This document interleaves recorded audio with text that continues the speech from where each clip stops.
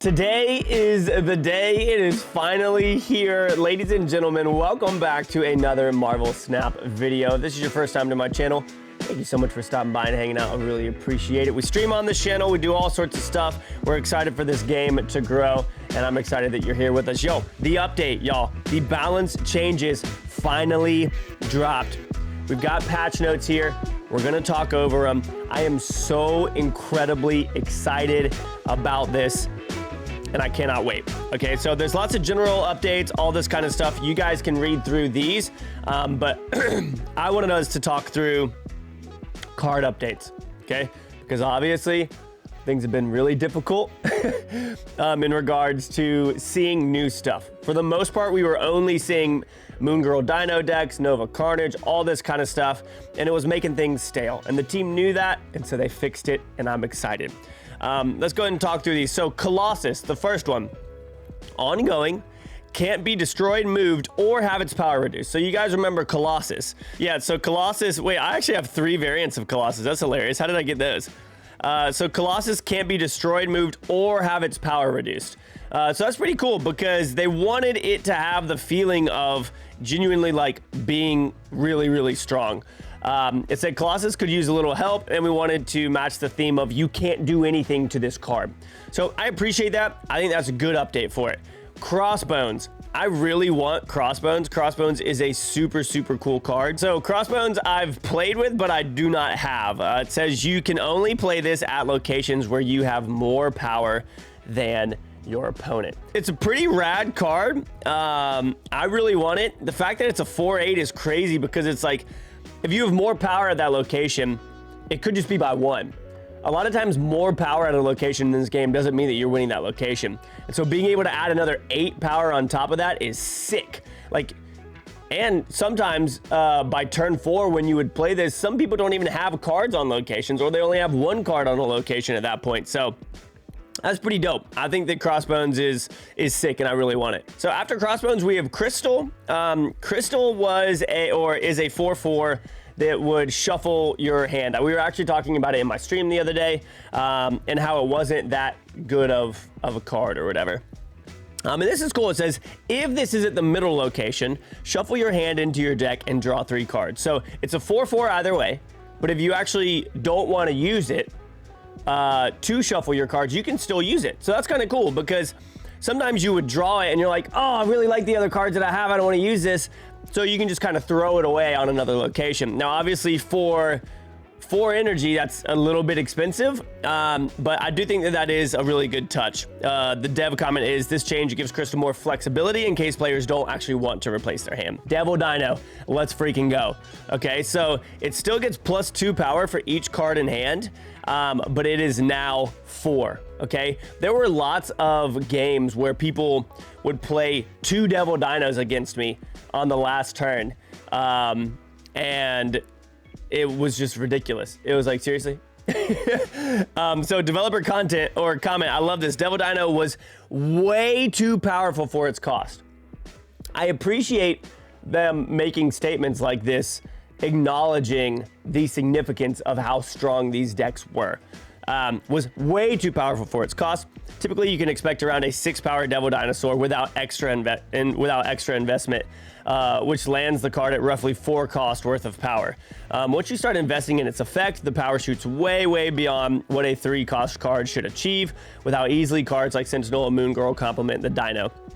Decided to bump Devil Dino's cost to bring it more in line with the cost to power ratio we expect for cards. So the cool thing about that is that now that's actually in line with Ronin. So Ronin was like the cheap knockoff version of Devil Dino for your opponent.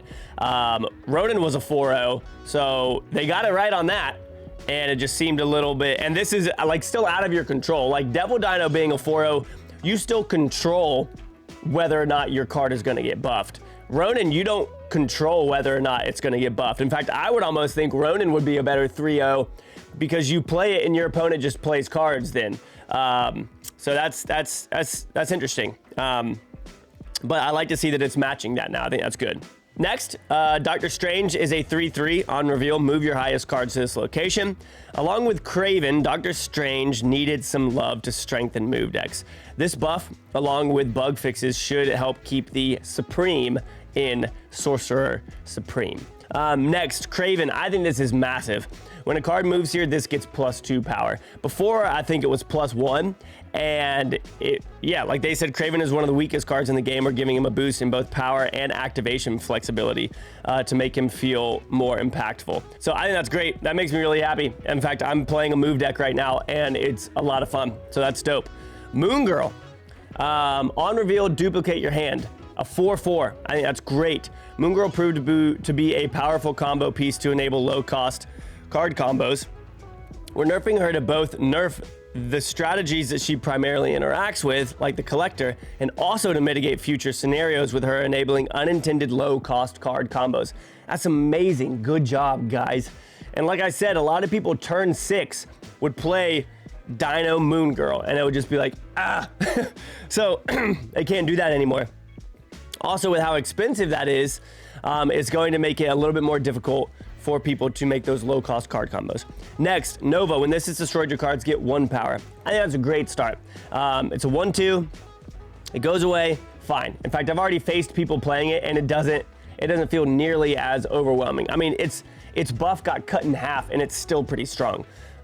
So I'm really, really happy with that. Okoye on reveal, give every card in your deck +1 power. I actually really like that because their comment is so true. Okoye's current tuning can make game outcomes feel too centered around playing her on turn 2. That's so true.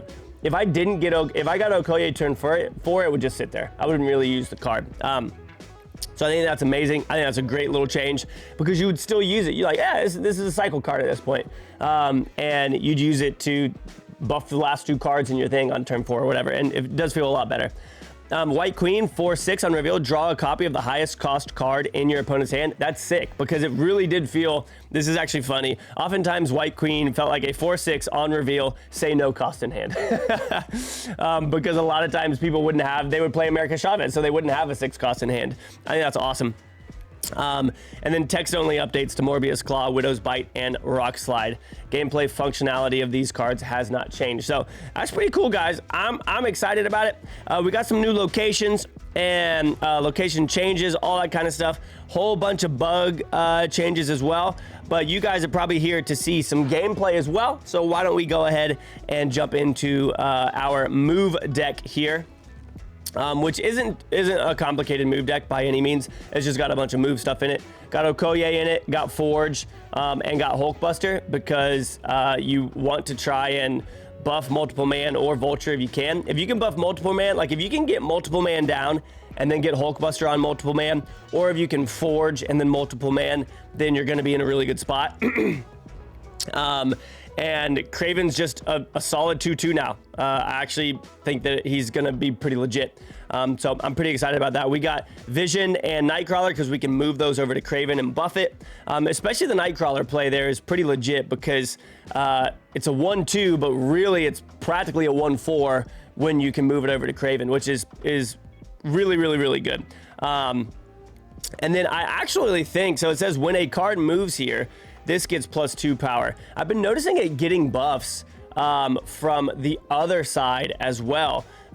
So if I'm honest, I feel like there might be an opportunity to play Juggernaut in this as well and move them randomly over to buff Craven. I could be off there, but I'm pretty sure that that's how it's been working.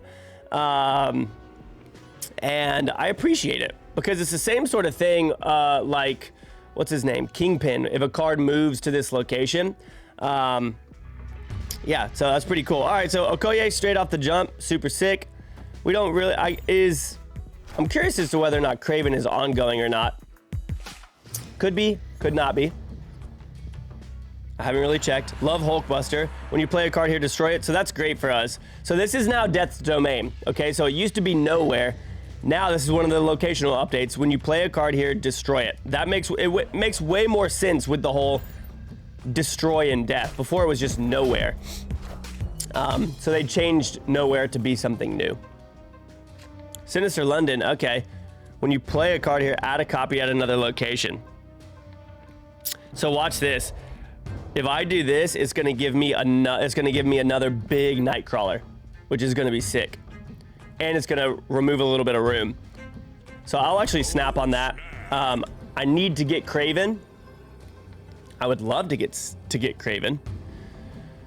To get that down, because we don't have any of our move cards right now. And it's turn 3. We don't even have them in our hand. Now, we do have Heimdall, but it doesn't matter if we move our other cards with Heimdall. Even though we will be able to win Death's Domain pretty much. Oh, come on! Victory. All right, nice. So starting off with Forge and Vulture, that's sick. Can't play a card this turn, but that's okay. New animation as well for Lemuria.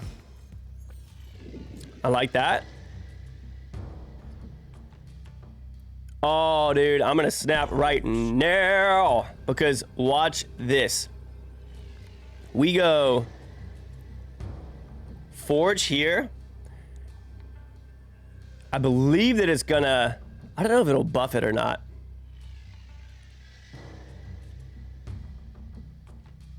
Trying to think. Oh yeah, end turn. So it might buff it, but I don't think that it does. Yeah, so it didn't buff it, okay. So now, oh my gosh, dude. No freaking way. Now we buff Multiple Man.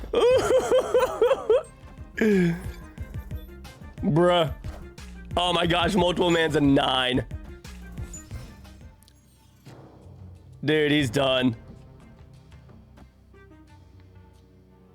I don't want to fill up the left side too much because I want to be able to use Heimdall.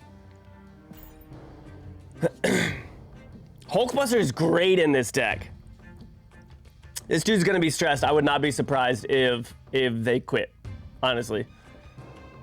They're going to be stressed. I would not be surprised if they quit. Because we already have a massive lead on them.